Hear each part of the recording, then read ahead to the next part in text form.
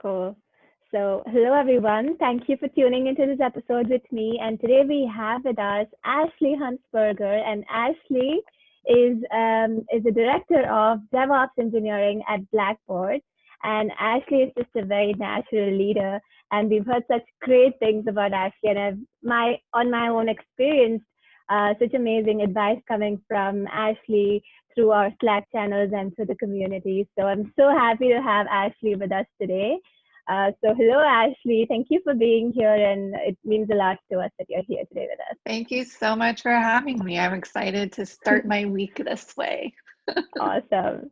So Ashley, today, I was thinking of discussing with you on this topic of managing up. Yeah. Whether you're starting out or whether you've grown as a CEO, managing up seems to be like a very important thing when it comes to having an effective relationship and having an effective work relationship with your boss, and trying to do the right thing and trying to understand if you're on the right path and things like that. So I want to know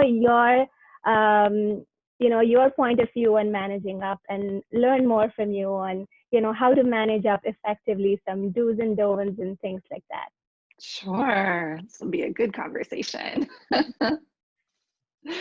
Well, I guess the one thing is, and you hit on it, right? It's about how do you build that relationship.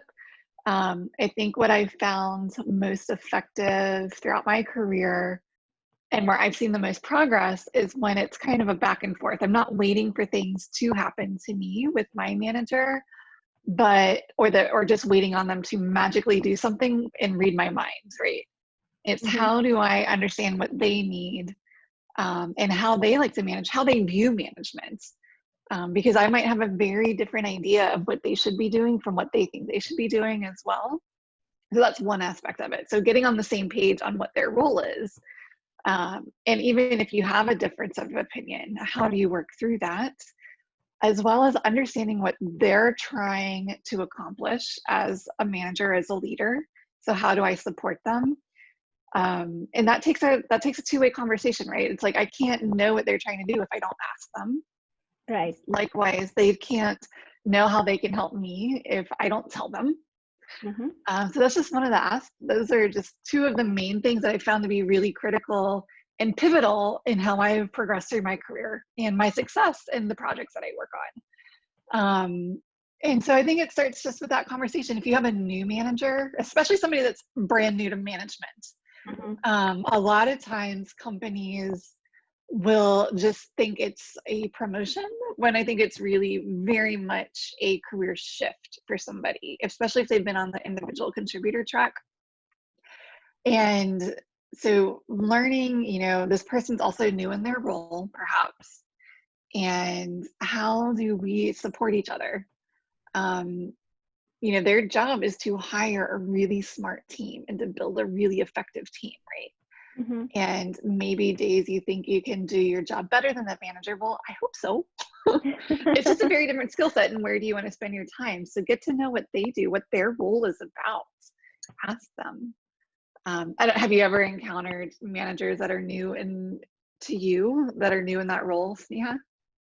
Um, Not necessarily new in the role, but I have encountered managers who weren't the ones who hired us, but then just joined the role.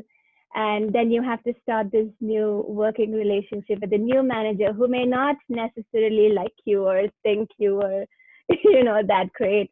So just starting that relationship from the Yeah. beginning, and trying to let the manager know what you can do and your experience so far. I've experienced that. Yeah. And I think it takes work. As you said, it's a two-way street, right? Like you help them understand where you come from, and then you try to understand where they are coming from and try to uh, build that relationship from each other. Right. Yeah, I think some of the most engaging conversations I've ever had with my manager or even my skip levels Mm-hmm. is, understanding what are both of our value systems. We might value different things. So how do we even have that conversation of these are like my top three things? Mine are people, always. People first, software second, it'll come, right? Versus maybe you have a manager that is really values getting things done. and project completion, it's also very necessary, Mm-hmm. right? Otherwise we'd ship Of course. nothing. Yes. Yeah. And so how do you have that conversation and drive that value system, even if it's different, to overlap and be beneficial to each other, right? And how can you utilize my passion for people, for example, with your desire to get things shipped into our clients' hands and build those effective teams? And so I think it's critical to do almost a value exploration with your manager, or your senior leadership, or whoever your skip level is, and Mm-hmm. understand what motivates and drives both of you. I think it's critical for everybody to stop and think what you need and want from your manager as well. Mm-hmm. What you think you need might be different than what you actually need, but but it helps you understand those expectations and drive forward, and it lets your manager know what you need from them. Do you need somebody that removes hurdles? Do you need a sponsor? Do you need a mentor? And maybe that manager could at least do some honest reflection and think, here's where I'm skilled and can help. Mm-hmm. Here's where, maybe I don't have the time because my priorities are a little different right now. But they can help you unblock that, right? They can help point you in that direction. And I think that's where you kind of need to start building your network, your Voltron, so to speak, because it's hard to be a manager and be all things to all people and be able to hit every single check mark that your Mm-hmm. entire staff needs. But my job then is to say, okay, I know this person needs and wants these things. How can I help fulfill that? And if I can't personally, how do I connect them with somebody that can? So have you ever, this is a question to you, Mm-hmm. have you ever found a time when your manager couldn't meet all of your needs and wants, and have they been helpful for you to find that person that could? Yes, I think I have. I think there were instances where the manager, when I needed some technical help, they kind of pointed me to the principal engineer, and they were kind of able to help me there. So there have been instances like that. And when it comes to, I think I've spoken in a lot of conferences and stuff. When it comes to legal help on trying to understand if this needs to go through the legal or not. These are some Right. instances where they, uh, show us the right person to talk to and delegate these kind of things, and Yeah. kind of help us through that phase. So Yeah. yes. I feel like we're kind of a connector of things as well. It's, I think it's really important to also think through, as you learn how your manager views what their role is, Mhm. um, being able to, you can also push them, right? It's how do I, even if you don't think this is your role and this is what I need, how Mhm. do you push for that and effectively manage up? I think one thing that I've encountered before is I've had managers that just want to get project status and just make sure you're doing your work. And Mhm. well, if you didn't meet your sprint work, why didn't you meet that? Mhm. And this was back in the time when I was an individual contributor. But I was like, it would be really helpful if we actually talked about how, we don't have a clear career path for testers, for example. Mhm. How do we make that? Like, I wanted more than just how do I ship this feature for this project, right? Yeah. That we're working on. And I like to think further down the line. And so being able to effectively talk to my manager through that, we kept pushing that conversation. And I was like, this is really, at some point I had to say, this is really important to me. Mhm. And I want to know that I have a future here and not just okay, I guess I'm a tester for life. And that's a great, and that is fine if that's what people like. Yeah. But my skill sets and my passions are a little different. Mhm. And I can be a skilled tester, but I'm also very passionate about leading people and developing people. Mhm. And so, how do we make that happen in a world where if I do that, I only see one clear path, and that's just as a test manager, but that's not necessarily the case, right? Like, how do we Yeah. start crafting these things?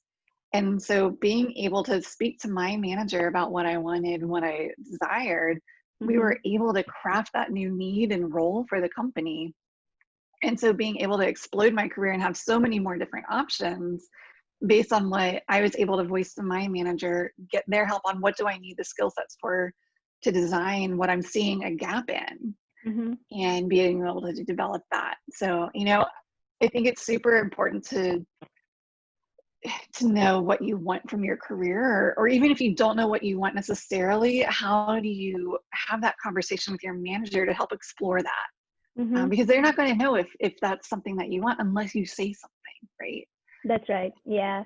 And as you said, you know, I think stand-ups and one-on-ones, I mean, not stand-ups, one-on-ones and skip meetings are some meetings that we can probably take advantage of to have such conversations.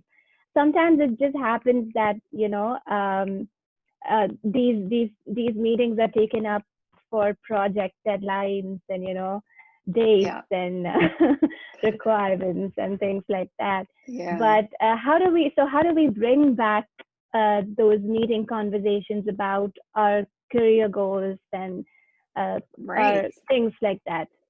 Yeah, I think it's important. You know, I would spend time, look at your one-on-one, and if you have one maybe once a week, twice a week, great. But think about what is the makeup of that one-on-one. Are you spending all of your time just giving project status or where task stands?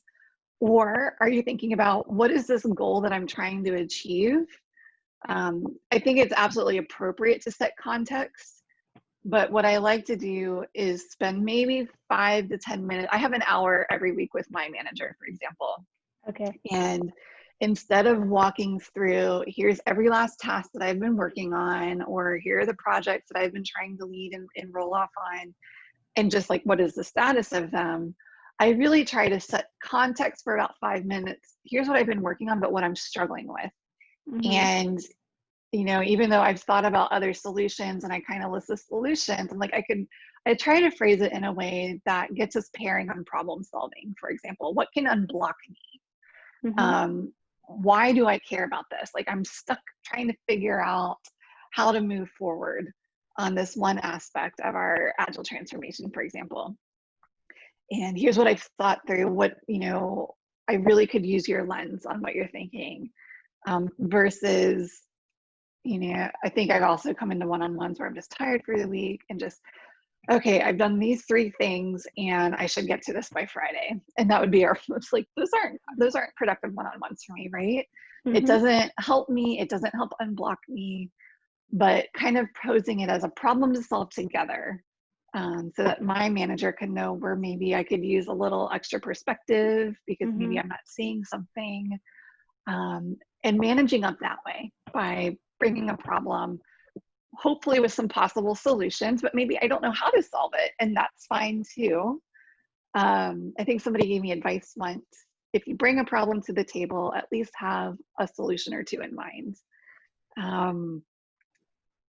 While I think that is good advice generally, I caution that sometimes your reports might not know how to solve it, and that's okay. So, and I've done that. I think I've done it like last week. We were doing a lot of brand new work that's never been done at our company before. And so it's like, I've never encountered this. How have you experienced this? And how would you move forward? Or what ways am I not thinking of? And so we sometimes do like a mind mapping session together. Those are my favorite one-on-ones where we can kind of problem solve together. Back to the one-on-one though. So we've set the context, we've done some problem solving. What are those hurdles I need removed? I still like, and I get some mentorship, right? What I still like to talk about though is what I need from a sponsorship perspective. And by sponsorship, you know, how are they helping amplify us and getting our team visibility across the department, where I feel like part of my job is like marketing and sales. Like, this is the work we're doing. It's awesome. Even if it's internal, our job is still sales. I've encountered that as a test architect. I'm encountering it as the head for our DevOps and Agile advocacy department now. We're selling, right? So how can we use their sponsorship to promote our work, our ideas? Because sometimes it's just not known what is needed. And knowing what that person desires from their career So you need to be able to voice that and have that conversation. But how do we get there? And how can you specifically, as my manager, help me? Mm-hmm. Right? Yeah. I think that's super critical. I've definitely encountered, the boss might be like, oh, they have more power than us, right? Mm-hmm. So how can they help us get to that next level? It's not typically just through mentorship. So they can give all the advice that we might want, all the coaching we might need, but how can they sponsor us to get there? And it's nice to know when you can brainstorm ways that they might be able to help you. Mm-hmm. And just have that open dialogue, I think, is really important.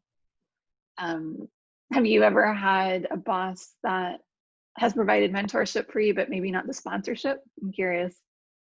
Oh, I think I've been very lucky in a way that, ever since I started my career. So I Awesome. did my master's and I was doing an internship. This was back in the Bay Area when I was in California.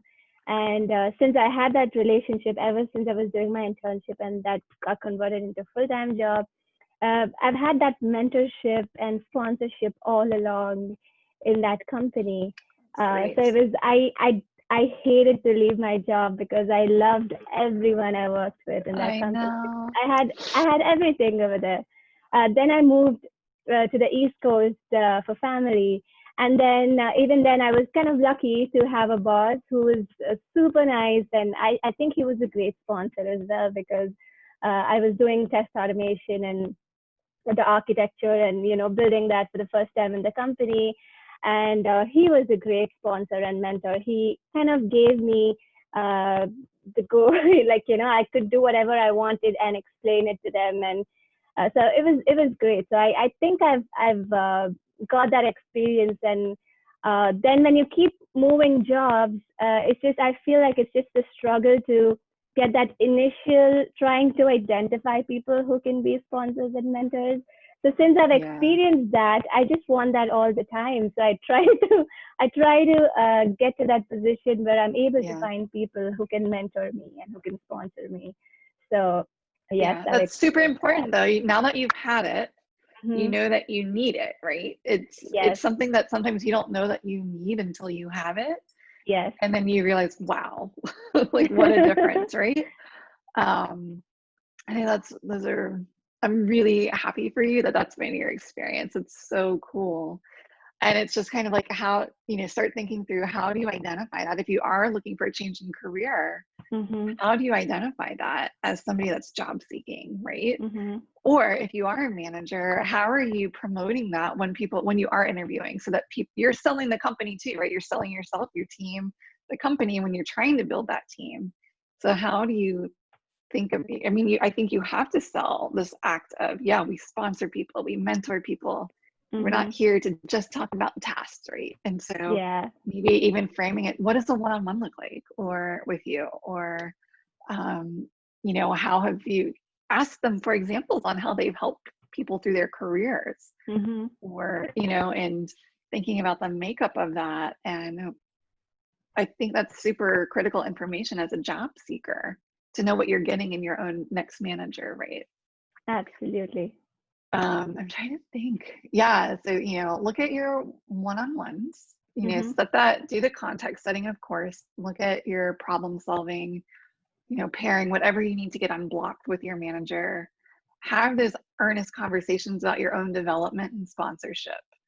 I think those are where do you need coaching? Where do you need mentorship? Where do you need the sponsoring?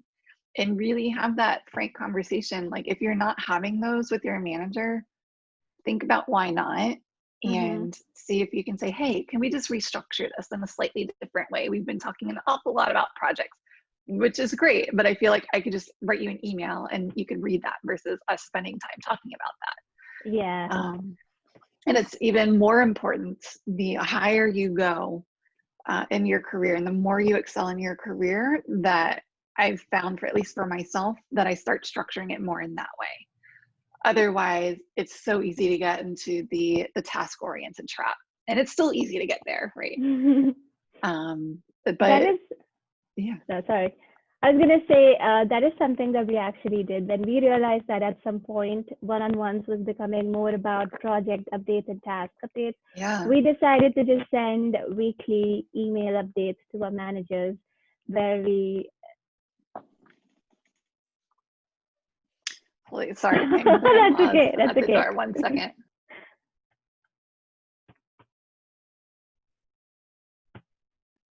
Sorry. That's okay. No worries. Happens.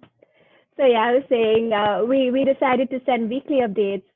So everything that the manager needs to know about the things we've done and what we're gonna do the next week, so that that frees up time during our one-on-ones to talk about stuff that actually matter, Yeah. and to for our career development and for a holistic professional life as such.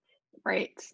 That's a really good point. We use right now we have we use Asana as far as our like task tracking. So it's all visible. He can see where I'm working and getting stuff done. What gets harder as you progress in a leadership role, for example, is your work becomes less and less task oriented and more about what initiatives am I trying to drive that could be multi-year. And it's a really hard shift in thinking, even for myself, as somebody that loves to make my checklist, check it off, I'm done, I'm done, I'm done. But more about, all right, how am I trying to drive forward a transformation? That is not a clean cut checklist, right? And so our one-on-ones have really evolved into more coaching sessions, and my boss is super skilled at asking deep diving questions that helps me think of things in ways I haven't thought of before.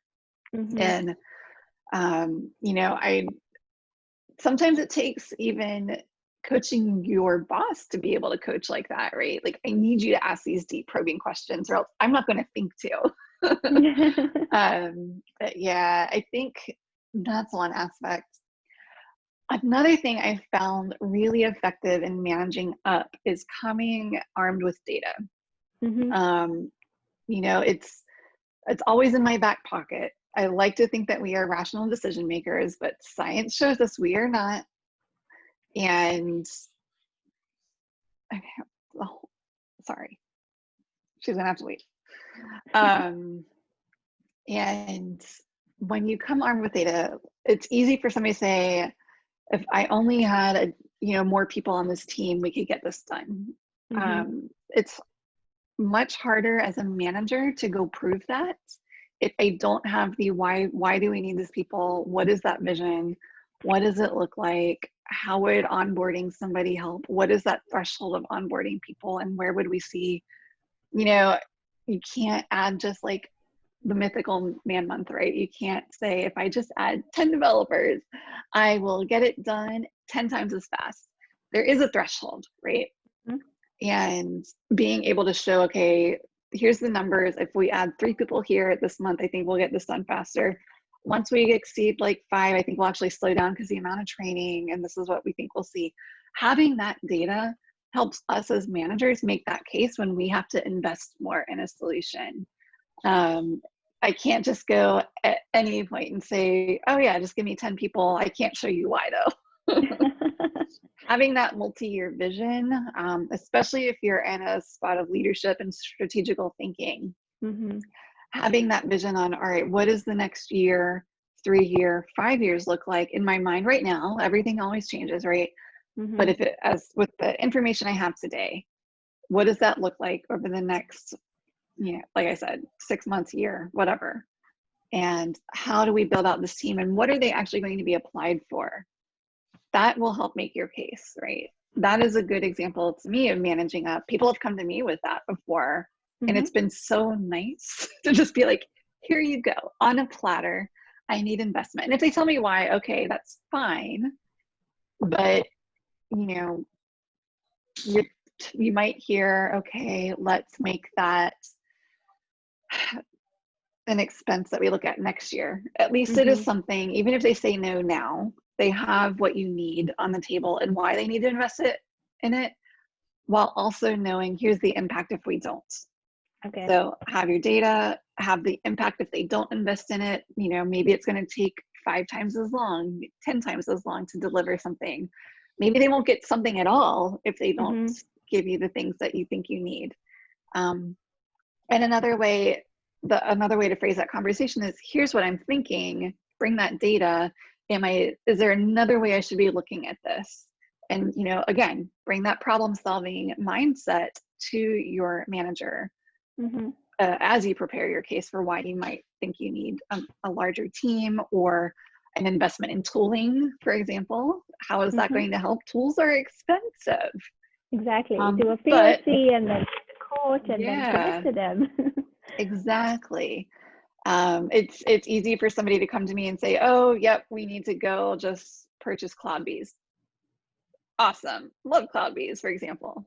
But why do we need it? What are we going to see in return for that investment? I can't just go to procurement and say, oh yeah, we just need to go spend this money. I have to give that business case why, what it's going to do for our team.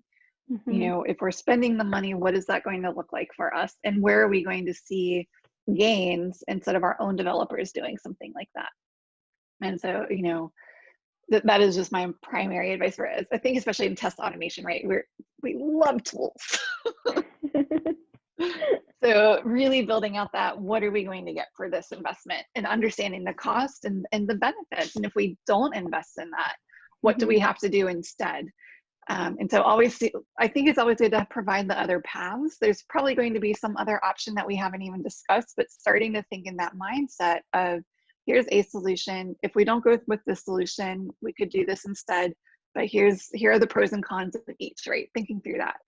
I always like to think of it as, I put on my PO hat when I'm coming as an individual contributor or even as a leader, and thinking, all right, what are the use cases I'm trying to solve for? Talk to my manager through these. And if I don't see a way forward, if nothing changes, then that's really where we start having really interesting discussion. All right, well, that means you might not get your automation, or you might not get this thing delivered from this team if we don't do these things. Or it might make our developers' job immensely harder, because now they have to go develop expertise and yet another thing where we could just pay for somebody to do that. So it just depends. Always conversations and negotiations to be had when you're managing up. But, like I said, arm yourself with that data and have that plan and vision in place. Even if you're not a manager, heading up to your director or another leader, even as an IC or an architect, you're always thinking about the tooling and the investments you might be made. Be armed with that and have that vision. It doesn't mean you have to be a manager to start thinking about your vision for something, right? You can always be influencing that. And it just helps us. We are here to support you. We want to give you the tools that you need and unblock all of those hurdles that you have. But it helps us when you give us that data and the backup for the conversations we have to go to get that approved, right? So yeah, I think it's good to think, how can we make your job easier? How can we help you help us with all of these help me help you. Absolutely. So another question I had for you, Ashley, is sometimes we do so many things, like we do our full-time job obviously, but we also do things outside that is kind of helping us bring back things to the company, to the organization. How do we talk about that to our bosses, and without sounding like I am so awesome, I'm doing all these things, and sounding arrogant or something like that? How do we put it to our managers nicely to let them know everything else that we've been up to? I actually started building it into my job. So I started setting goals for myself. And that would be like, all right, I want to be involved in X industry events, whether I'm attending or speaking at them, or I want to blog more, I want to do webinars more, or whatever that looks like, or even just coffee chats online. Being involved in the community has shown so much return on that investment and that time that I've been afforded to do that. I've shown cases where it's like, all right, because I went here to this conference, I was able to bring back all of these ideas, think deeper about them, because they're conference talks, right? They're only going to give you 30 minutes, maybe an hour to get your brain going, right? And how could I maybe apply that in my context? By doing that and going to these events or being able to speak at them and meet the people that I have, I've been able to bring all of those ideas back to our company and start applying and experimenting. That is only beneficial in my mind, right? Mm-hmm. And so, yeah, you might need to have that conversation. Well, what's too much, what's not? But I think it's important to set that expectation that this is something I do on company time because it benefits the company, not just me. Okay. And so I think it's super important to be able to have that honest conversation of what is that balance as my manager that you think is effective? Have we found where I'm spending maybe too much time here in one area that you're starting to see other company priorities slip, or do you need me to go more and bring more ideas in? So it's really, what is that, striking that balance? What feeds your passion though, right? Mm-hmm. Like speaking to me was a passion for a while. Building that network, because I learned so much from our Women in Testing Slack, right? Mm-hmm. How do I spend time there? Get paid for it. Awesome. So it's super important, but always try to show that value, even if I'm paid as a speaker to come, or not even get paid to speak, which I hope they are, but just to come and get that free conference ticket, right? Mm-hmm. Your company is still affording you that time, I hope. If they're not, you need to have a conversation with them too. And so I will always like to come back with to Blackboard where I work.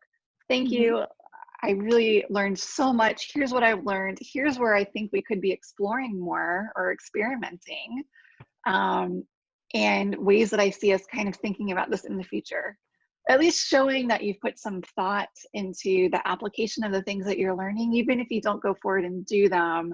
Mm-hmm. But sometimes you might come across a really cool idea and be like, oh, I think we really need to go do this, right? That makes that conversation easier for how we spend all these times in our other spheres of influence, and Mm-hmm. bringing that back. Even if you can't put not quite a dollar amount, think about the engaged employee. They are so much more likely to be effective because they're excited about their work. They're Yes. excited about the possibilities of things that they're learning. Mm-hmm. How else do you build an innovation of culture if they're not able to go outside and learn these things, right? Or an innovation of culture, or culture of innovation, sorry.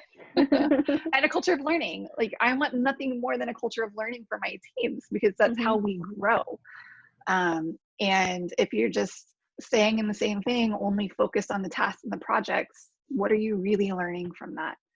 Other than maybe you have really cool retros on what went well, what went wrong. But at some point, if something goes wrong, you have to learn how to maybe fix it, especially if you've been somewhere a long time.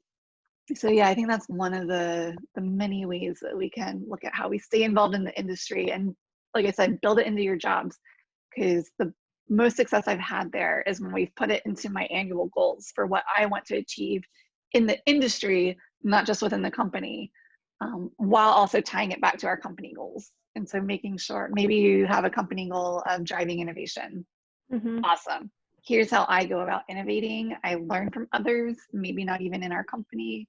Maybe they don't have the same skill set or passion that I do. So I find the people that do, and I learn from them, and I bring that back. Mm-hmm. This is a great tip, Ashley. Thank you for mentioning that and letting us know about that. This is a great tip. I think a lot of people spend time outside of work, in the weekends, in the evenings, and kind of gets too much at some point. It is. So yeah, trying to integrate that within the goals and the performance reviews. I think that's a great idea. Yeah, it's a hard lesson learned. I used to be the person that would develop my conference talks into the wee hours of the morning or on weekends, and it's just not sustainable. And I had to have a really frank conversation with my manager, like, this is not working. While I feel like you've gained a ton of value from me going to these places and bringing these Mm-hmm. ideas back, I was like, it's killing me because I'm doing my full-time job on top of this. And then I had a manager, my current boss, but he became Mm-hmm. my boss several years ago. The first thing he did was, we're building this into your job. And I was like, oh, well, this is lovely. So, and it takes somebody that's seen that, right? They've seen the value. Mm-hmm. I've seen it. So I always try to get people to do this. They're like, oh, well, I need to do this work while I'm at reInvent. I'm like, no, you are at reInvent to learn. You're not there to go and do your day job at the same time as trying to attend all these really amazing talks, whatever that looks like. Any conference, I don't mean just reInvent, but Mm-hmm.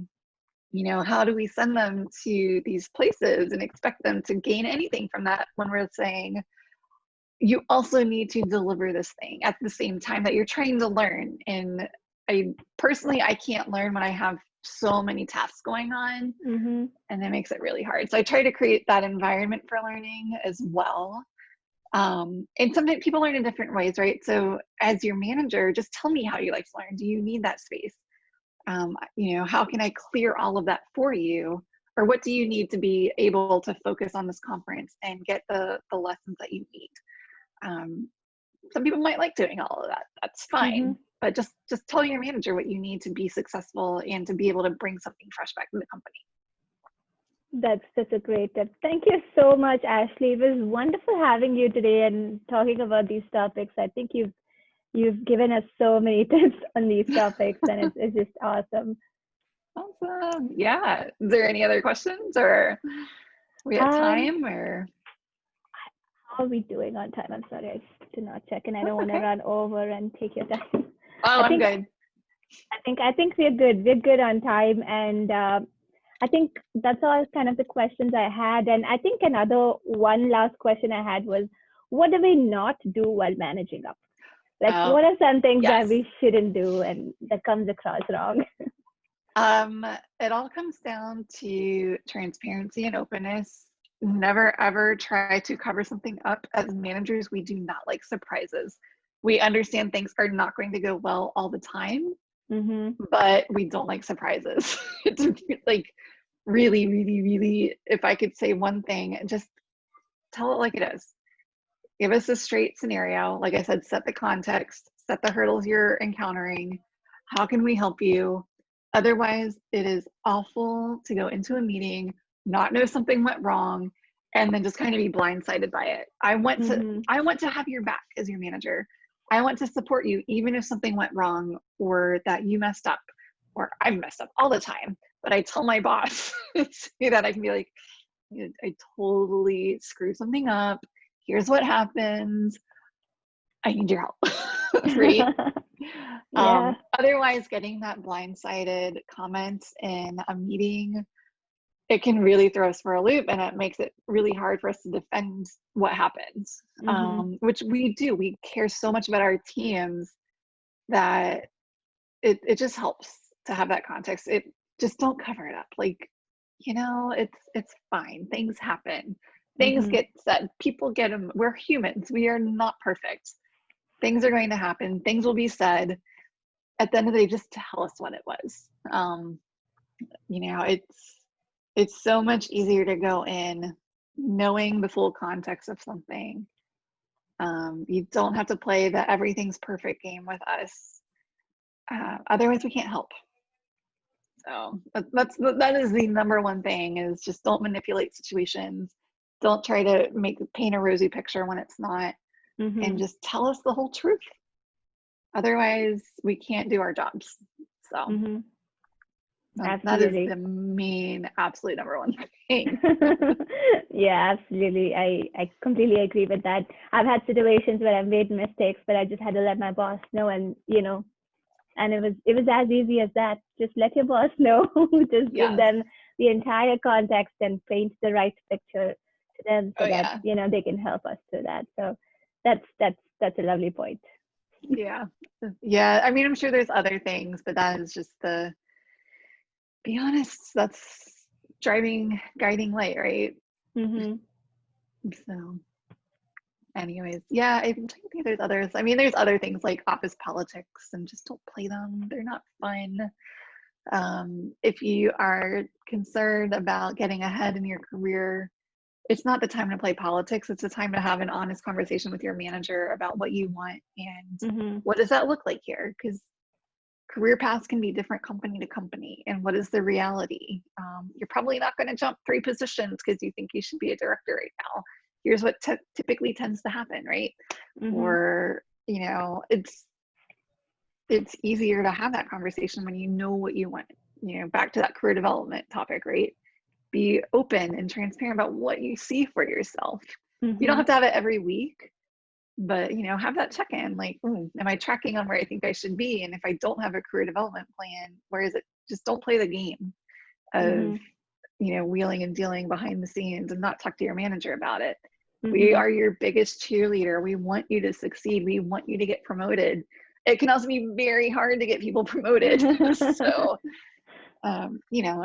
it's the reality. And sometimes it's about, you can't have everybody in your team get promoted, even if you think they deserve it. Mm-hmm. But it is about being open and transparent and just not playing games. So Thank you. That's a yeah. great point as well. Yeah. Thanks for letting us.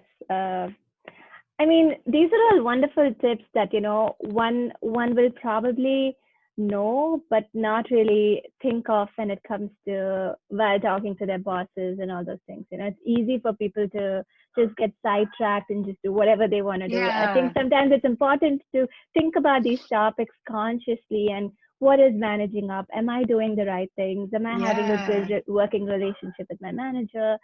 Where am I in my career development plan? These are things that people, I think it's useful for people to take some conscious time to think about these Right. things and And integrate it. it is super easy to get caught in the weeds of your day to day.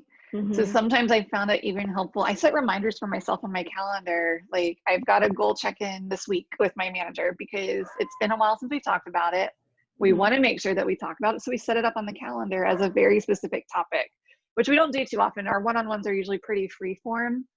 But when we know we need to set aside and check in, be like, how are we tracking? And are there goals we're not going to meet because other things happen? That's fine. We just want to have that very specific conversation, right? Mm-hmm. So it is one way. I live by my calendar. Otherwise, it doesn't get done.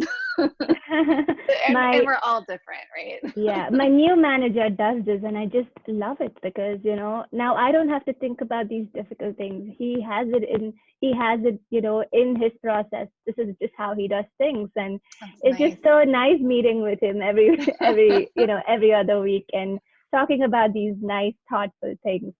So Yeah, loving it.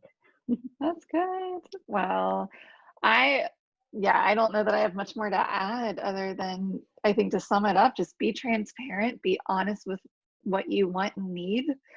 And it's okay if your manager can't provide everything to you, but it is important that you have the conversation if they can't, to point you in the right direction. That Mm-hmm. is our job. And it takes listening on both sides. So it's it's a good relationship to have, and one that when you have a great manager, it's so hard to let go of. Yes, I've been there. Yeah. So, but anyways, any other questions That's or all I had. awesome. You've talked about everything. You've touched so many great points here that we can take back. Thank you so much, Ashley. Yeah. This I is will do awesome. one plug though. Mhm. If you have not followed Laura Hogan's work, LARAHOGAN, she has some really great resources on managing up, both at your manager or an executive level. Super helpful resources. I will send you the links, but I love them. That'd be great. Thank you. She's just got great leadership and management tips and in general, so, and insights especially. But yeah, Thank you for that. Yes, I will add the link to the description box below. yes. All right. Have a great one, and I You will see you too. later. Thank you, Ashley. See you later. Bye. Bye.